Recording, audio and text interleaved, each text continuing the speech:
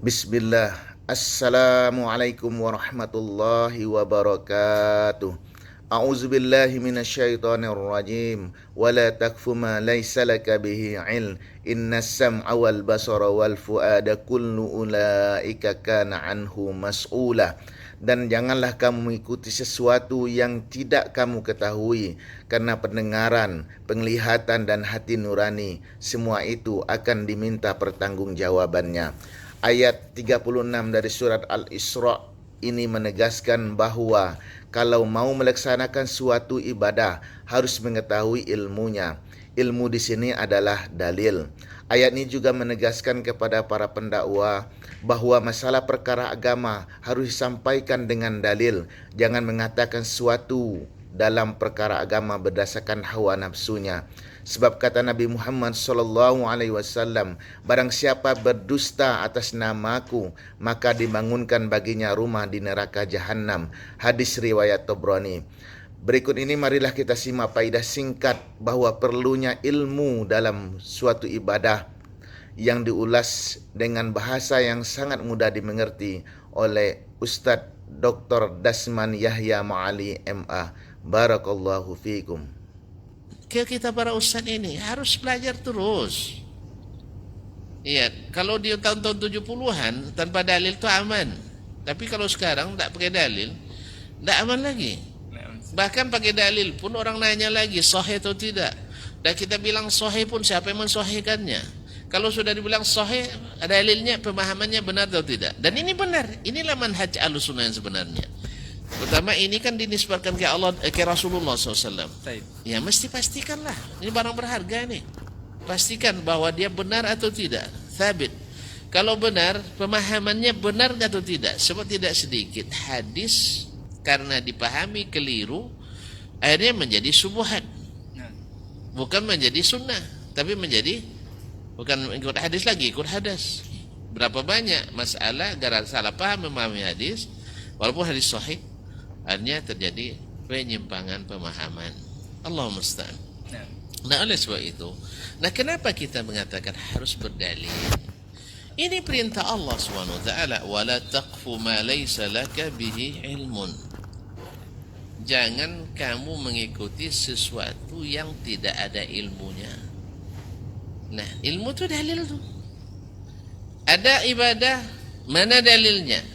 Enggak ada dalilnya, dalil umum saja. Ya akhi, dalil umum dipahami secara umum, jangan dikhususkan. Tadi kan masalah zikir, fazkurullaha zikran katsiran, fazkurullaha qiyaman wa qu'udan wa 'ala junubikum. Berzikirlah dalam keadaan berdiri, dalam keadaan duduk, dalam keadaan berbaring. Iya betul, tapi zikir umum. Tapi ketika antum menjadikannya sebagai amalia khusus, zikir naik mobil. Dalil umum juga dipakai. Harus ada dalilnya. Harus ada dalilnya. Atau zikir akan menikah, zikir akan menikah lagi, ya perlu dalil. Tapi kalau zikir antum menikah sekarang yang ketiga keempat, lalu antum berzikir, tidak ada melarang. Tapi ketika antum menjadikannya zikir khusus, perlu dalil khusus. Inilah cara memahami yang benar itu. Terus payah kita beramal? Enggak, antum saja yang payah. Justru semakin mudah kita beramal. Apa sebab? Ada zona umum, bebas kita berbuat. Ada zona khusus, tak lakukan kecuali dengan izin khusus. Selesai masalah. Justru ketika antum membuat amalan baru ini, bikin masalah baru bagi umat. Bagi umat.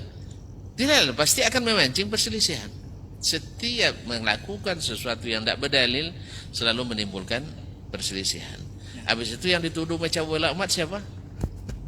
Yang tidak melakukannya. Oh kami dah biasa melakukannya, Anda melarang-larang. Saya tidak melarang, saya mengingatkan. Allah katakan wala taqfu ma laysa laka bihi ilmun. Oh ada ilmunya, ada ustadznya. Si akhi, Allah telah mengutus Rasul untuk menjelaskan apa yang dimaksud dengan apa yang dia suruh, itu zikir itu. Maka Nabi ajarkan kita zikir menjelang tidur. Nah, apa zikir menjelang tidur?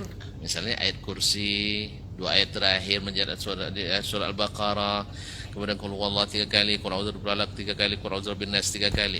Taib. Kan Al-Quran lebih afdal tuh Al-Fatihah Ustaz. Saya baca Al-Fatihah menjelang tidur. Kalau antum anggap itu sebagai zikir menjelang tidur, Saya minta dalilnya dari mana? Nah, Oh, Al-Quran kan paling afdal Al-Fatihah. Betul, saya tahu betul Al-Fatihah lebih afdal. Tapi di mana Nabi membacanya? Atau di mana Nabi menyuruh membaca menjelang tidur? Karena tidak semua yang lebih afdal itu mesti ditaruh di depan. Maka agama ini sudah dipasangkan oleh Rasulullah SAW dengan yang tepat. Ini zikir di sini, ini tepat. Zikir di sini tepatnya. Kalau tidak, itu yang bikin masalah di dunia ini. Itu makanya umat Islam tak akan pernah bersatu kalau tidak mau mengikut dan menurut. Wallahu musta'an. Alhamdulillah, jazakallah khairan Ustadz Dasman Yahya Ma'ali. Semoga kami yang mendengarkan nasihat ini dapat terus belajar, setidaknya untuk diri pribadi dan keluarga. Subhanakallah wa bihamdika, asyhadu an la ilaha illa anta, astaghfiruka wa atubu ilaih.